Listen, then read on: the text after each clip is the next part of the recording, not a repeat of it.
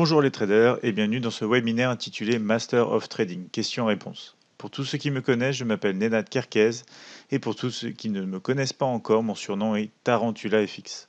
Je suis un trader professionnel à plein temps travaillant en partenariat avec Admiral Markets, mon broker favori, pour qui je fournis des analyses et des formations pour des traders de tout niveau, débutants comme expérimentés. Maintenant, dans ce webinaire, nous répondrons à plusieurs questions que vous vous posez et bien sûr, je vous donnerai mon honnête opinion.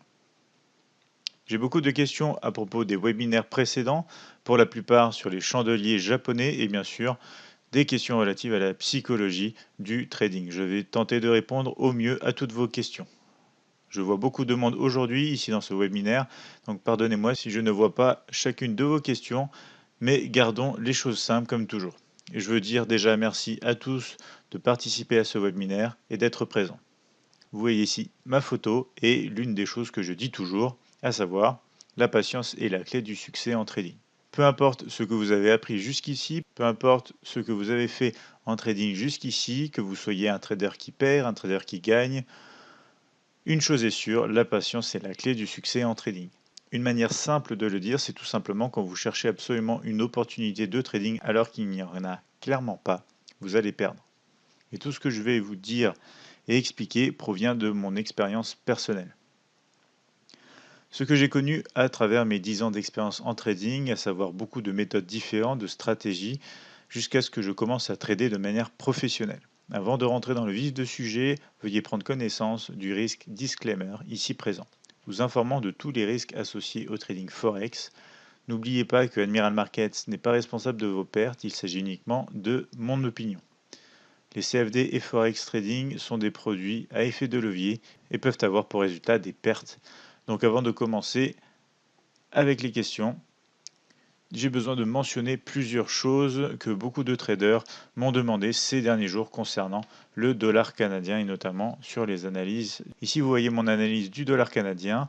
Encore une fois, pour tous les nouveaux participants, allez sur Admiral Markets dans le registre Analytics. Vous cliquez sur Technical Analysis et c'est là où je fournis toutes mes analyses de manière régulière. Beaucoup de traders m'ont demandé comment cela se fait-il que mes analyses soient si bonnes. Eh bien la réponse est simple, c'est tout simplement que je ne suis pas uniquement un analyste, je suis aussi un trader. Et quand vous recevez des informations d'un trader, c'est différent d'un simple analyste, car nous, en tant que trader, on est susceptible de comprendre comment le marché se comporte, car on a perdu tellement de fois que nous, on a appris de nos erreurs. Surtout si on utilise des méthodes très particulières comme les chandeliers japonais avec Steve Nissen ou encore comme moi avec un trading de zone. En concernant l'analyse du dollar canadien, c'est très clair ici. On voit bien une tendance haussière avec ici un canal haussier. Je suis principalement un trader de tendance. Donc quand vous regardez mes analyses, on retrouvera souvent une indication sur la tendance, qu'elle soit neutre, baissière ou haussière. Donc ici, l'analyse nous indique qu'on a deux zones POC. Quand le prix atteint ces niveaux, il doit réagir dans le sens de la tendance. C'est ce qu'on attend. Une de ces deux zones devrait donc affecter le prix. Au moment où le prix a été sur la première zone, le prix a rebondi directement à la hausse de 20 pips, puis est redescendu sur la deuxième zone, POC. Et la réponse à la question de Steve demandant est-il possible de trader uniquement avec les chandeliers?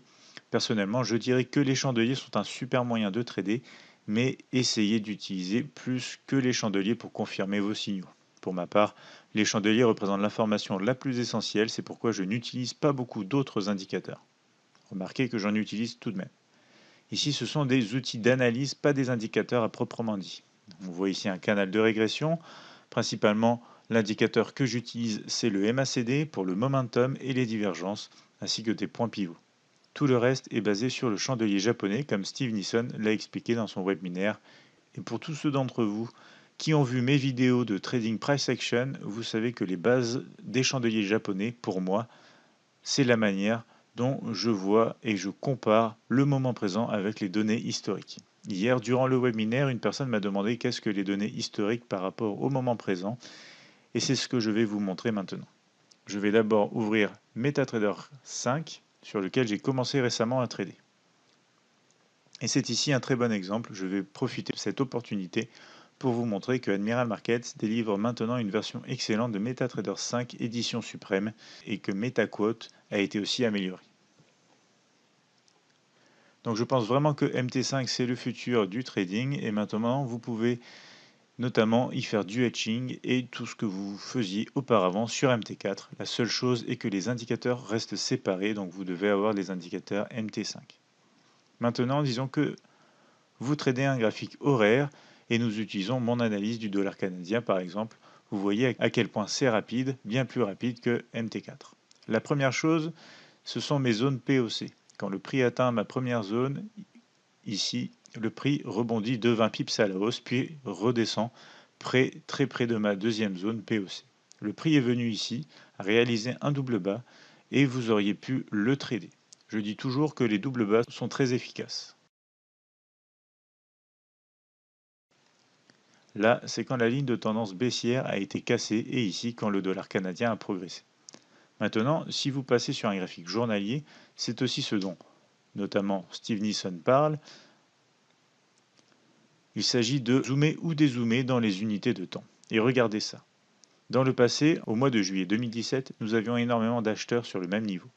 Vous devez comprendre que les simples analystes ne vous montreront pas les données historiques du price action car ils n'utilisent pas les termes historiques et moment présent. Ces termes sont utilisés par les traders qui tradent live. C'est mon conseil pour vous. Si vous n'êtes pas sûr où placer votre point d'entrée, utilisez les indices laissés dans le passé que vous laisse le marché pour avoir plusieurs choses qui vous indiquent des niveaux, tous les mêmes. Ici, vous voyez la zone, là le moment présent, là les données historiques. Si vous regardez à gauche, vous voyez que les prix ici ont rebondi sur ma zone POC, en fait exactement là où j'ai trouvé ma zone POC plus récemment. Donc quand vous tradez les chandeliers ou un autre système, c'est crucial de savoir que s'est-il passé dans cette zone dans le passé. Le plus grand avantage du marché Forex, c'est que les prix se répètent et son comportement se répète notamment.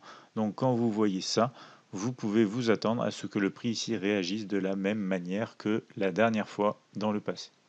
De retour sur le graphique horaire, nous voyons la réaction du prix à la hausse anticipée. À propos de mon analyse, vous retrouverez ici que j'ai anticipé ce mouvement, mais à la différence de l'analyse, le trading, c'est aussi réagir. On compare souvent l'analyse comme la prédiction et le trading comme la réaction.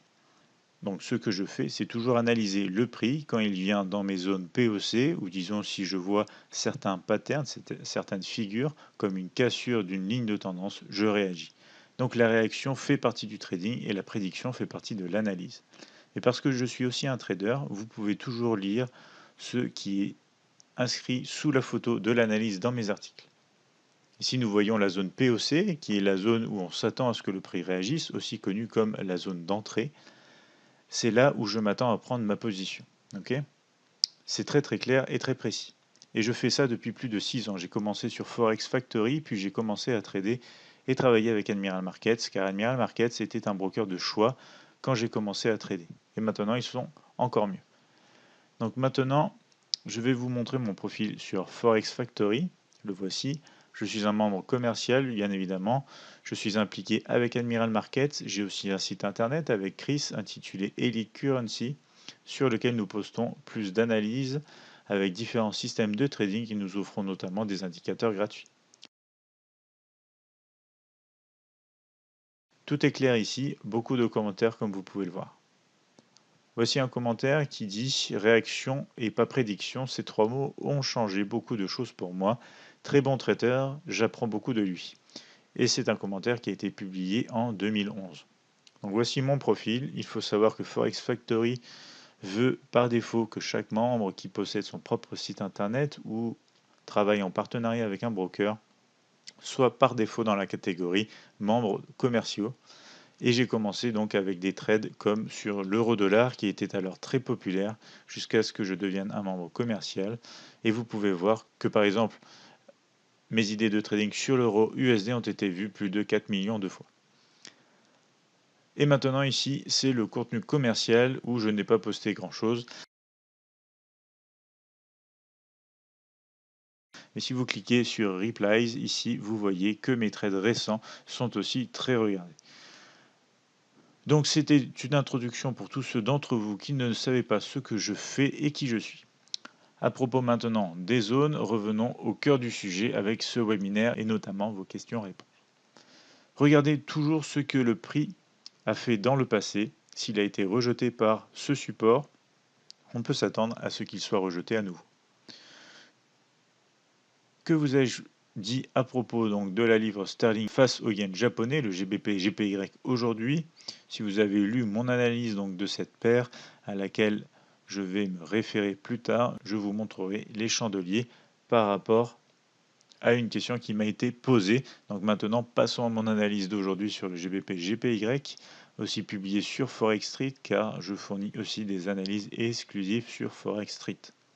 D'ailleurs, voici mon profil sur ce site et mon analyse donc de la paire GBP GPY. Mon analyse avec pour titre GBP GPY, ligne de tendance inférieure cassée. Et regardez ici, quelqu'un m'a demandé qu'est-ce qu'une figure de retournement solide. Alors, reconnaissez-vous de quelle figure s'agit-il ici? Est-ce que quelqu'un le sait? Si vous tradez le price action, vous devriez le savoir. Et voici la réponse. En effet, il s'agit d'un dark cloud. C'est une figure de retournement. La piercing line est ici haussière. Regardez ma souris. Ici, c'est une forme de piercing line. Ici, le chandelier ouvre légèrement plus bas. Le piercing line idéal devrait avoir cette ouverture démarrer légèrement plus bas. Mais ici, c'est un dark cloud. Donc, quand vous avez une ligne de tendance, un dark cloud, que pouvez-vous attendre du prix? Bien sûr, vous pouvez attendre un rejet. Aujourd'hui, le prix a été dans la zone POC et a chuté de suite après. Et j'ai indiqué que si le prix passait sous ce niveau ici, il devrait aller là. Mais vous voyez ici, c'est une forme de pic comme un marteau ou hammer en anglais. Tout le corps du chandelier est baissier. Ici, on peut voir que les acheteurs sont tout de même présents. Une réponse directe à la question comment je peux savoir si le corps est haussier et si nous avons une mèche. Eh bien, quand nous avons une mèche ici, je me fiche personnellement de savoir si le corps est haussier ou baissier. La seule chose dont je tiens compte, c'est de protéger mes profits car c'est où se trouvent les acheteurs ici avec cette mèche. C'est pourquoi j'ai demandé l'autre jour à Steve Nisson, penses-tu que les mèches sont plus importantes que les corps? Steve m'a répondu, cela dépend de quelle sorte de trading ou d'analyse tu fais.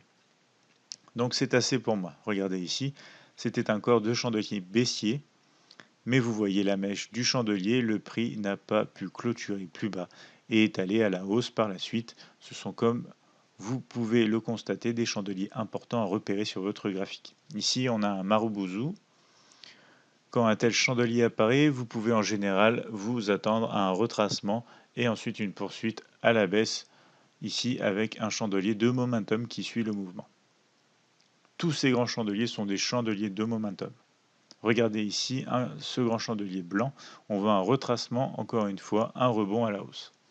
Puis ici un grand chandelier noir, puis un retracement et la continuation. Regardez là, c'est où se trouvent les acheteurs, vous faites attention à ces mèches. Une petite mèche ici, une petite mèche ici, une autre ici.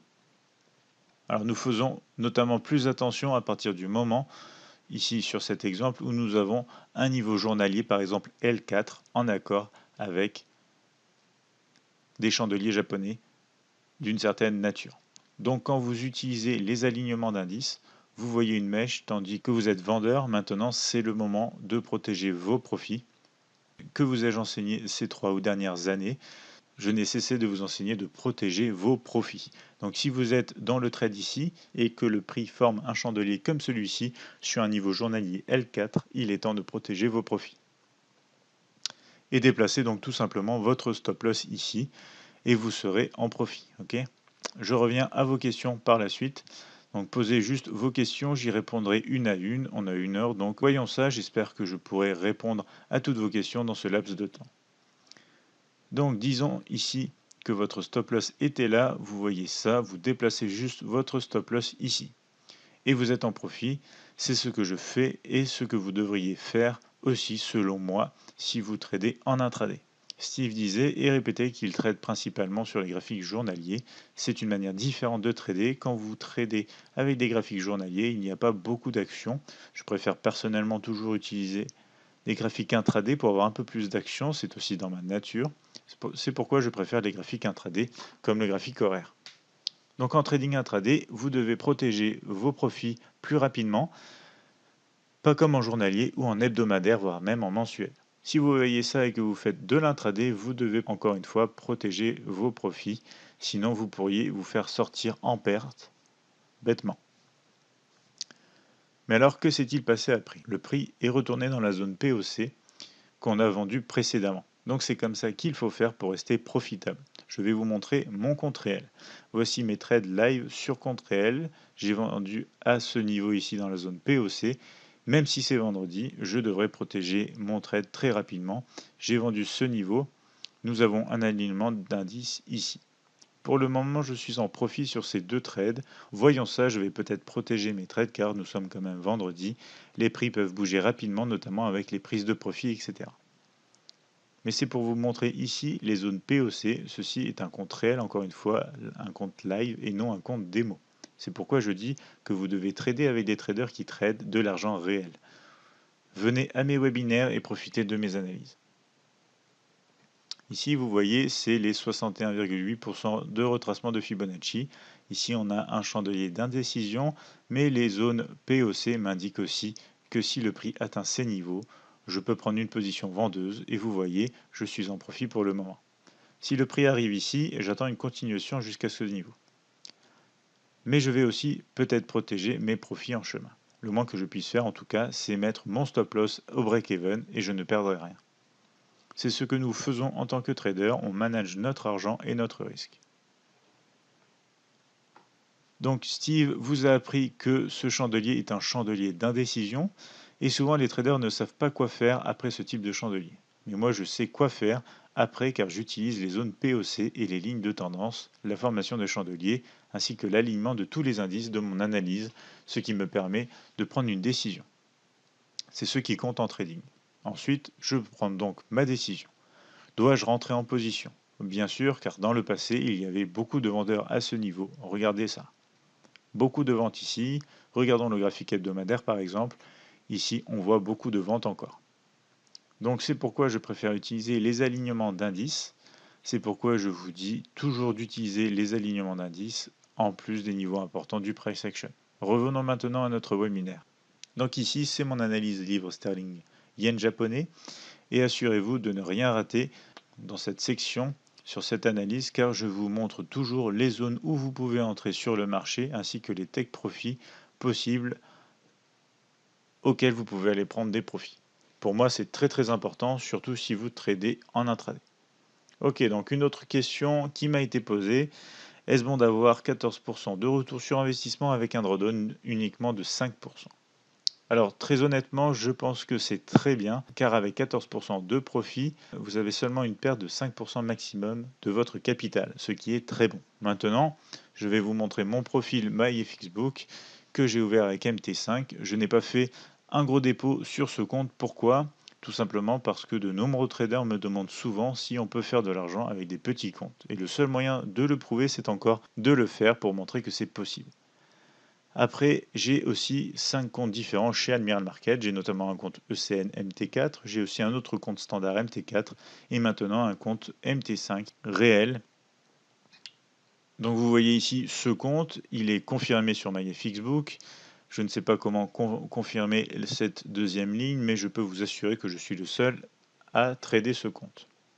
Ici, on a les gains absolus par jour et mois, ainsi que les drawdowns. Vous devez être vraiment conscient d'une chose. Si vous voulez faire de l'argent sur un petit compte, vous devez risquer ce que vous voulez réaliser en gain.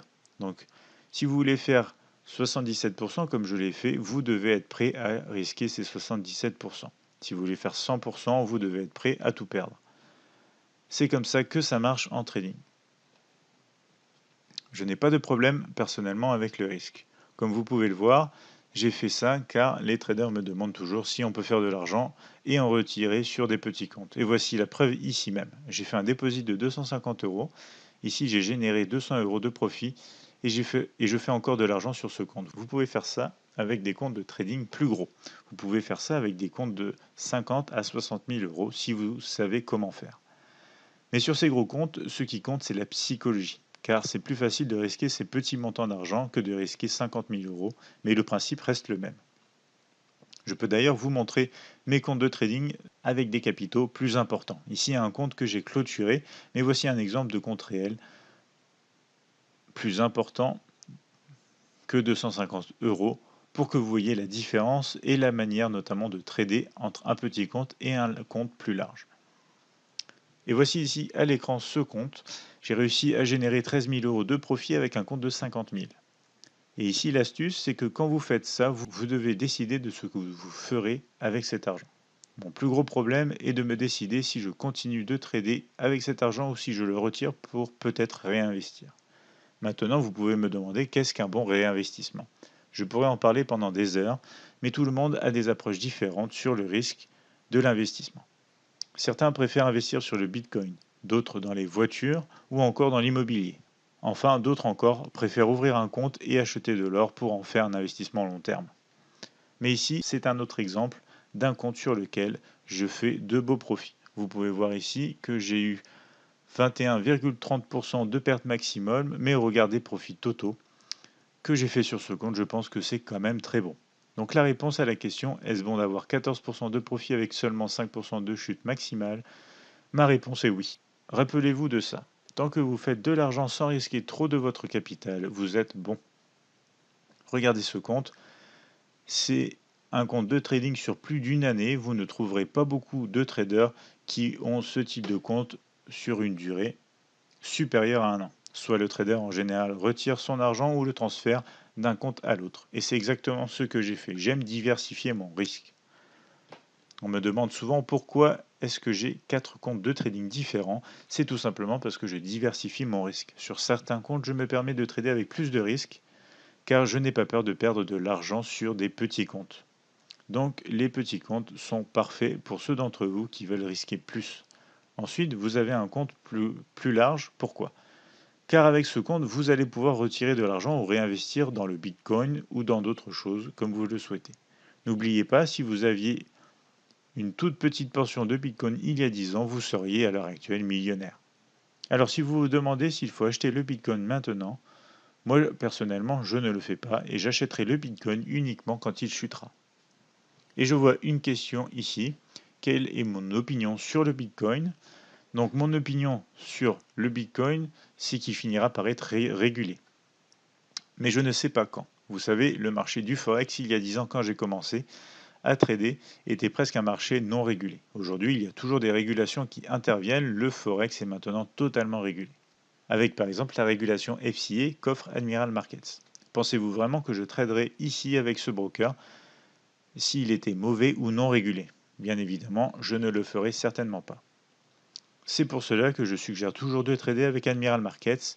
Avec moi et Chris, vous devriez être du bon côté du marché, le côté le plus sûr, et du moins vous serez protégé contre certaines manipulations. Une fois régulé, les marchés sont toujours bons à trader.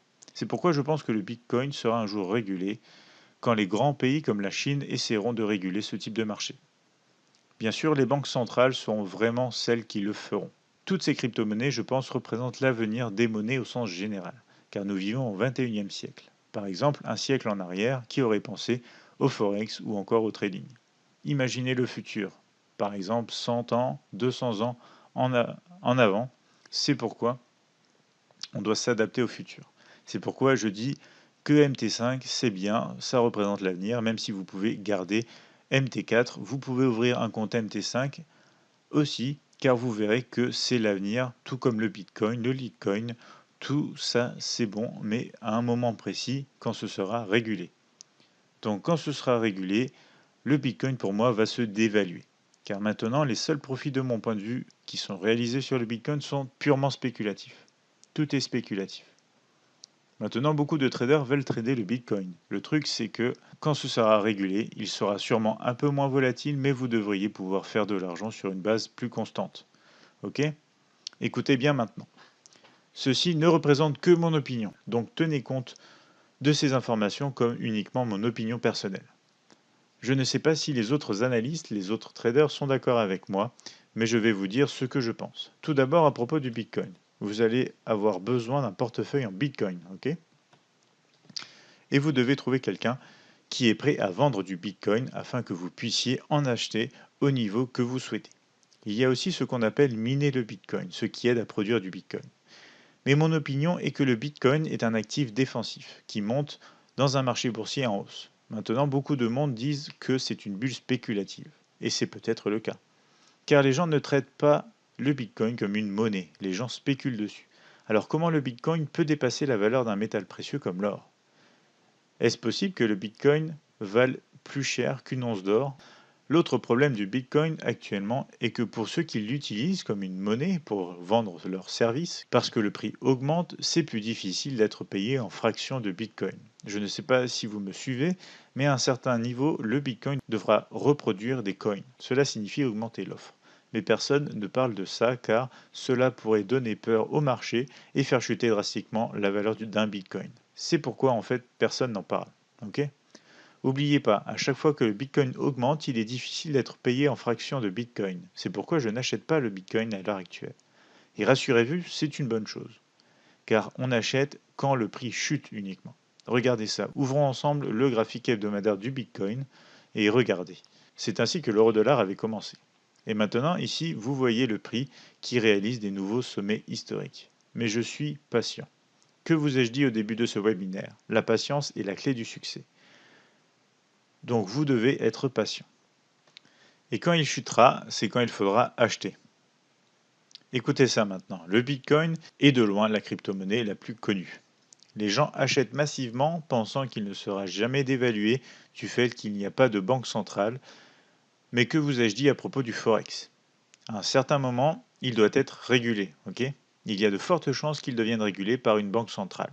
Et au regard des fractions du Bitcoin, disons que je ne peux pas être payé en fractions. Si un Bitcoin vaut 4000 euros, et imaginons que je vends des services de trading, que je fais payer 100 dollars ou Bitcoin pour ce type de service, cela signifie que vous devez me payer une fraction d'un Bitcoin. Donc cela devient un problème si le prix augmente de trop. C'est pourquoi je crois que le Bitcoin devra créer plus d'offres, diminuant le prix s'il va trop haut, et seulement à ce moment, vous devriez être capable d'acheter le Bitcoin à une bonne valeur puisqu'il aura chuté. Ainsi, si on va trop haut en 2018 avec le marché boursier et qu'il commence à chuter, il se pourrait que le Bitcoin se mette aussi à chuter. Car en règle générale, tous les assets risqués, tous les actifs risqués chutent ensemble et on aura alors une destruction de la valeur. Quand les emprunts sont retenus, cela réduit l'offre de la monnaie et les actifs se dévaluent. Et du moment que le Bitcoin est traité comme un actif spéculatif, il en pâtira. Les monnaies seront donc plus fortes dues au manque d'offres, mais les actifs chuteront et notamment les actifs risqués. J'essaie ici de vous expliquer quel pourrait être le problème, mais le bon côté est que vous pouvez le trader, comme je vous l'ai dit toujours, acheter quand le prix baisse. Une autre question maintenant. Pensez-vous que dans le futur, ce sera la monnaie de réserve? Honnêtement, pas spécialement. Cela se pourrait uniquement si les régulations rentrent en vigueur. Et on ne peut avoir de monnaie de réserve que si cette monnaie est régulée par une banque centrale. Les banques centrales veulent de toute façon certainement avoir la main sur les crypto-monnaies, donc c'est quand même important. Pour le moment, l'argent y est injecté car le Bitcoin n'est pas régulé. Et c'est de la pure spéculation. Regardez cette courbe de prix. Ça se voit bien. Il faut savoir que la Chine, le Canada et la Corée du Sud sont partants pour commencer à réguler le Bitcoin. Ne vous inquiétez pas, je couvrirai à l'avenir ce qui se passe sur le Bitcoin dans mes blogs. Mais nous n'avons plus le temps d'en parler, je vois de nombreuses autres questions arriver. Donc voici pour le Bitcoin et les chandeliers japonais. Voici maintenant une autre question. Quand est-ce que le marché boursier américain va-t-il s'effondrer? Je ne suis pas sûr s'il s'agit d'un point de vue long terme ou court terme vis-à-vis de cette question, mais je pense qu'entre 2018 et 2019, il devrait y avoir un effondrement du marché américain. Je ne suis pas sûr encore, il faudrait que je pousse mes analyses un peu plus loin afin de comparer encore une fois les données historiques avec les données actuelles. Mais c'est sur mon radar et vous serez tenu au courant si jamais quelque chose se produit.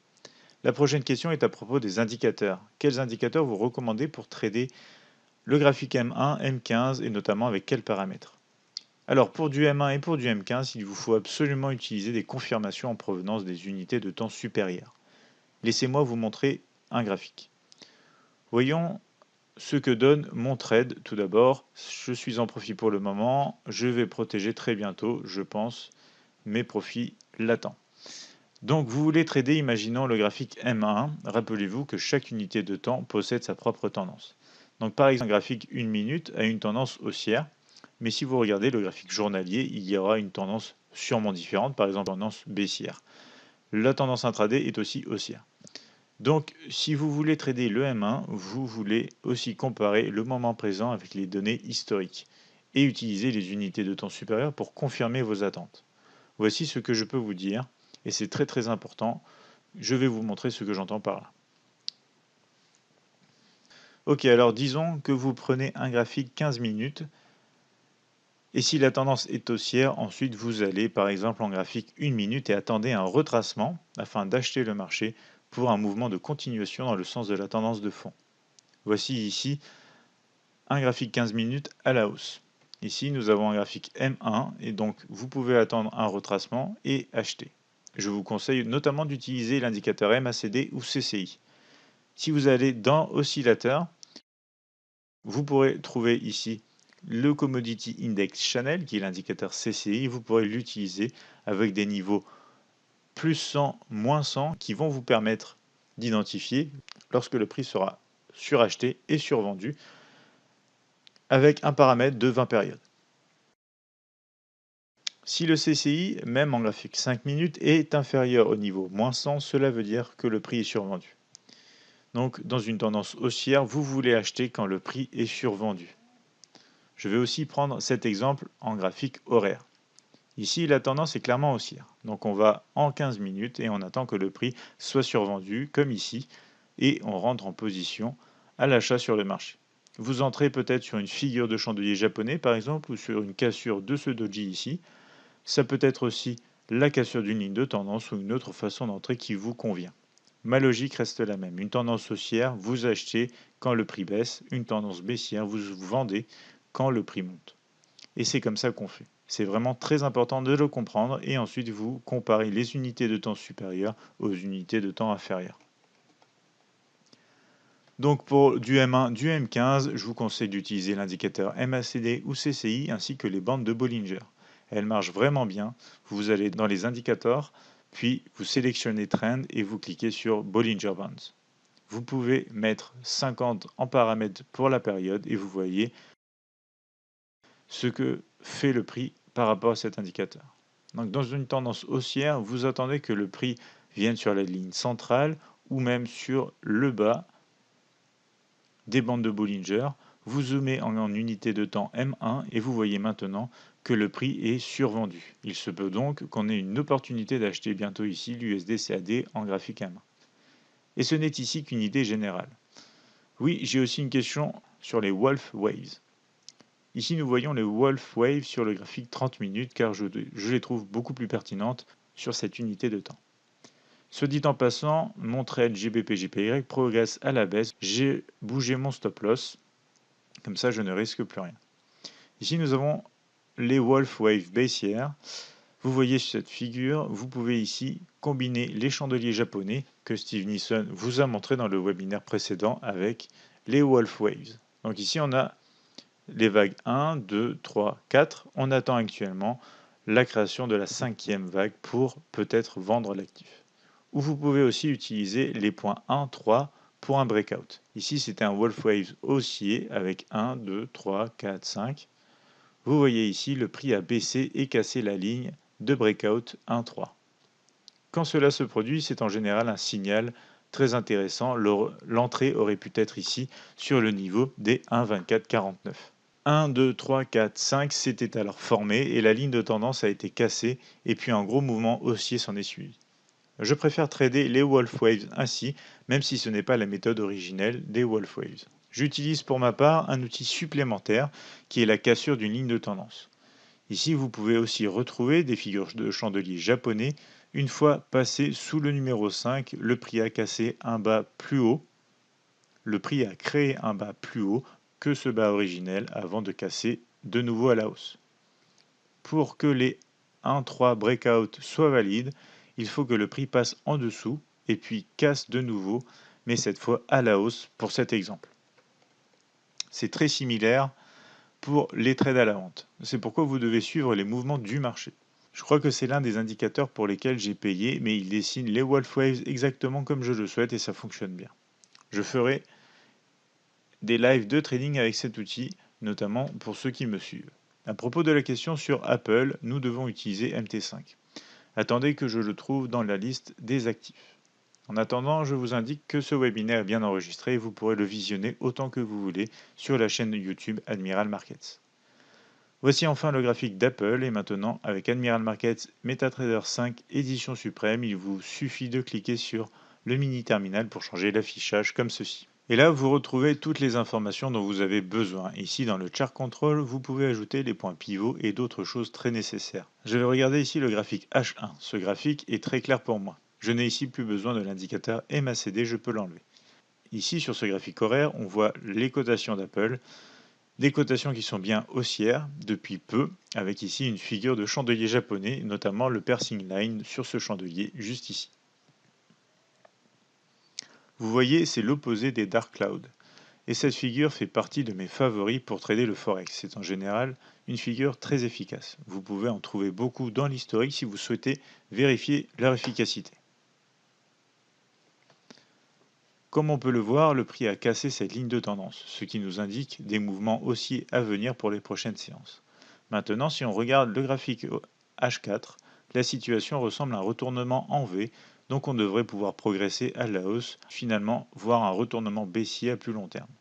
Et vous voyez ici une épaule-tête-épaule. Et voici où le prix pourrait être rejeté à la baisse.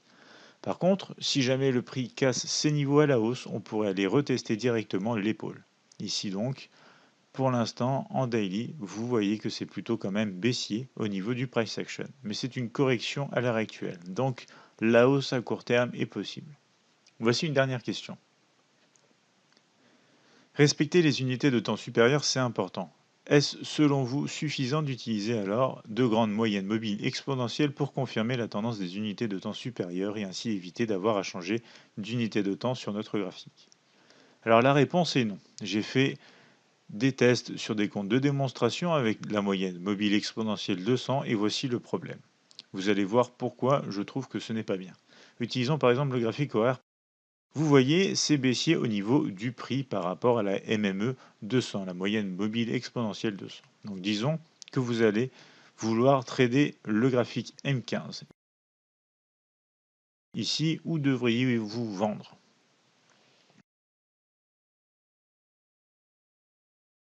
Vous voyez bien en graphique horaire, la MME 200 nous dit que c'est plutôt baissier.